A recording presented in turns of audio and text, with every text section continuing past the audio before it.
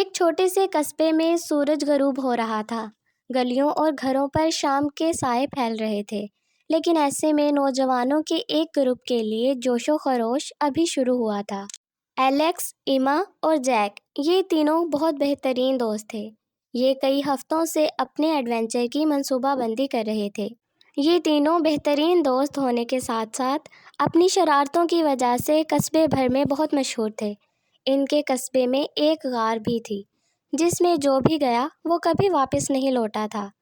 اس غار کا راز آج تک کسی کو معلوم نہ ہو سکا۔ یہ تینوں دوست بھی اس غار میں جا کر اس راز کا پردہ فاش کرنا چاہتے تھے۔ آخر کار انہیں موقع مل ہی گیا۔ وہ تینوں ایک رات کے اندھیرے میں آگے بڑھ رہے تھے۔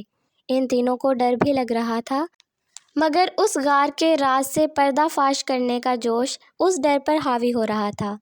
وہ اس غار کو دیکھنے کے لیے بہت پرعزم تھے۔ وہ گھنے جنگل سے ہوتے ہوئے آخر کار اس غار کے سامنے آ کر رکے۔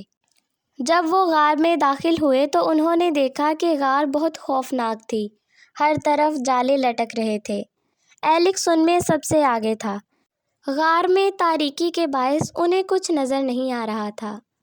جیسے ہی غار میں مزید آگے بڑھے، ایلیکس کسی چیز سے ٹھوکر کھا کر لڑکھڑایا۔ ایما اور جیک بھی پریشان ہوئے۔ یہ ایک صندوق تھا، اس پر کوئی تالا بھی نہیں تھا۔ ایما نے اسے سنبھل کر آگے بڑھنے کی تاکید کی۔ انہوں نے آگے بڑھ کر اس صندوق کو کھولا تو اس میں کوئی نقشہ تھا۔ میرا خیال ہے یہ وہی ہے۔ ایما کی آنکھوں میں امید اور خوشی کی چمک تھی۔ خزانہ! تینوں ایک دم پرجوش ہو گئے۔ اس نقشے کی پیروی کرتے ہوئے ان کے دل بہت امید سے دھڑک رہے تھے۔ وہ تینوں بہت پر امید تھے کیونکہ ان کے ہاتھ خزانے کا نقشہ لگ چکا تھا، اور وہ جانتے تھے کہ اگر یہ خزانہ انہیں مل جائے تو وہ اس سے کئی لوگوں کی مدد کر سکتے تھے۔ یہی سوچ کر وہ بہت پرجوش سے آگے بڑھتے جا رہے تھے۔ اچانک انہیں سامنے ایک دروازہ نظر آیا۔ انہوں نے دروازے کو حیرانی سے دیکھا۔ غار کے اندر ایک دروازے کا ہونا بہت حیران کن بات تھی۔ انہوں نے نقشے کی طرف دیکھا تو انہیں وہاں پر بھی اسی دروازے کی نشاندہی کی گئی نظر آئی۔ وہ لوگ سنبھل کر آگے کی طرف بڑھے اور دروازے پر ہاتھ رکھا تو وہ ایک دم سے کھل گیا۔ یہ سب تو بہت ہی آسان نظر آ رہا تھا۔ دروازے سے اندر داخل ہوتے ہی ان کی نظر ایک بہت بڑے صندوق پر پڑی۔ یقیناً یہ وہ صندوق تھا جو خزانے سے بھرا ہوا تھا۔ اس میں بہت سے ہیرے جواہرات چمک رہے تھے۔ ان ہیروں کی چمک ہر طرف روشنی پھیلا رہی تھی۔